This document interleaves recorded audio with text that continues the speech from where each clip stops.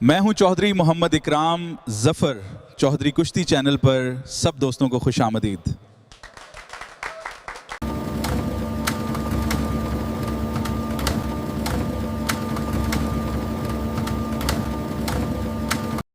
India के पहलवान की इस वक्त बरतरी है। पाकिस्तान के इनाम बट की ख्वाहिश कि जल्द अज जल्द वो भी पॉइंट लें और अपनी फ़तह का एजाज़ बरकरार रखें।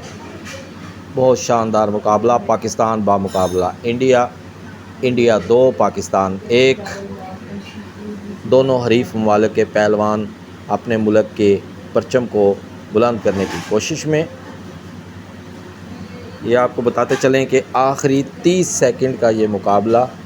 अब देखना ये है कि पाकिस्तान के पहलवान पॉइंट देने में कामयाब होते हैं या इंडियन पहलवान अपने पॉइंट को बरतरी को बरकरार रखते हुए 30 सेकंड गुजार लेते हैं। जोश व खरोश के साथ पाकिस्तान पहलवान ने बिल्कुल रिंग के साथ जाके उम्मीद है और ये पॉइंट ले लिया। पाकिस्तानी पहलवान को इस वक्त सख्त ज़रूरत थी इस पॉइंट की।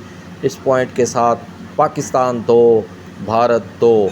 बहुत शानदार पॉइंट हासिल किया पाकिस्तान के इनाम पहलवान ने।